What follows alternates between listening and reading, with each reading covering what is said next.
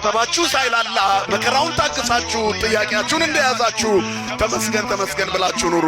በምስጋና መካከል ይመጣና መላእክቱን ልኮ በበረከት ይሞላናል። ክብርና ምስጋና ለስሙ ይሁን። ለሚያመሰግኑት እግዚአብሔር ቅርብ ነው። ክርስቲያን አመስጋኝ ነው። የሚያመሰግነው ስላለው አይደለም፣ አምላክ ስላለው ብቻ። አንተ ስላለኝ ተመስገን የሚል ነው ክርስቲያን። ስለዚህ የታማኙ እግዚአብሔር ልጆች ታግሰው ይኖራሉ፣ ድል ያደርጋሉ። የእግዚአብሔር ልጆች የመሆን ምልክቱ ይሄ ነው። ከእግዚአብሔር ጋር መዋል ነው ባለ ድል የሚያደርገው። ጠብቁት እግዚአብሔርን። አንድ ቀን እግዚአብሔር ይመጣል፣ ባዶነታችንን ሊሞላ ይመጣል። ለብዙ ጥያቄዎቻችን መልስ ሊሰጥ ይመጣል። እግዚአብሔር ይጎበኘናል። ሰይጣን እኮ አንዴ ምሱን ያቀምሳል፣ ከዛ ውሻ አርጎ ነው የሚያኖረው። ውሻ አርጎ ሰይጣን የሚያመልኩ ሰዎች አሉ። ሱፍና ከረባት ያላቸው ቪኤይት ፕላቲኒየም ምናምን መኪና የሚነዱ የሆነ ቀን ግን የሆነ የሚገብሩለት ነገር አለ። ፋንድያ ብሉ ሲላቸው ሲበሉ ታገኟቸው ይሆናል። በልብስ አሳምሮ ከብት አርጎ ነው የሚያኖረው። ሰይጣን ክፉ ነው።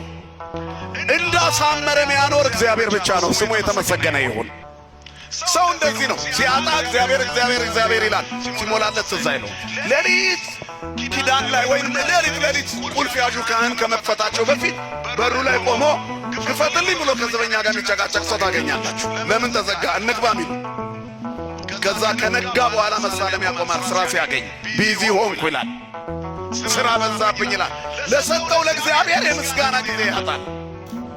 እግዚአብሔር ሰጥቶ ይታሰበናል። ተመዘንክ ነው ሚዛን። አያችሁ፣ ሰይጣን በሰው ልጆች ተፈጥሮ ላይ የሚያስቀምጠው ነገር ቢኖር ጭንቀት ነው። የእግዚአብሔርን ስጦታ ከማሰብ ይልቅ ማጣታችንን ብቻ እያሰብን እንድናላዝን ያደርጋል። ይሄ እኮ ነው አዳምና ሔዋን ጋር መጥቶ እግዚአብሔር ሁሉን ሰጥቶ የከለከላቸውን በለስ አጉልቶ አወራ። ስለ በለስ አወራ። በጣም አስፋፍቶ ያወራው ስለ በለስ ነው ሰይጣን። አይ ኧረ የተሰጠኝ ይበቃኛል ብሎ ሰይጣን ወደ አንተ ሲመጣ ብዙ ሊጎልህ ይችላል። ያለህን ቁጠረው። ሳትጨነቅ ይነጋል። ጠዋት ደግሞ የተቀደደውን እግዚአብሔር ይደፍናል። ስሙ የተመሰገነ ይሁን። ፈተናችን በጨመረ ቁጥር ድላችን ከፍ ይላል፣ ሽልማታችን ከፍ ይላል። ማን ስለሚሰጠን? እግዚአብሔር። ክብርና ምስጋና ለስሙ ይሁን። መከራን የሚያሳልፍ የሚያሻግር፣ በበረከት የሚሞላ፣ ጭንቀታችንን የሚያውቅ፣ እስክንጠይቀው የማይጠብቅ ክብርና ምስጋና ለስሙ ይሁን። ስለዚህ ትንንሽ ክፍተቶችን ሰይጣን እንዳያሰፋው ዝጉት። ምሬት እንኳን ካለ እንባችንን ወደ ማን እናርገው ወገኖች?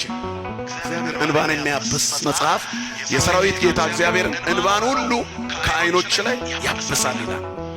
እንባን አባሽ ነው እግዚአብሔር። አያችሁ፣ እንባን አባሽ። ክርስቶስን የሰማ ሁሉ ጓዳው እንደማይደርቅበት ያበሰረች፣ አማላጅነቷ የማይለየን በመስቀል ስር የተሰጠችን ዋኖቻችን አሉ። እኛ እንዴት እንደምንጸድቅበት እናውቃለን።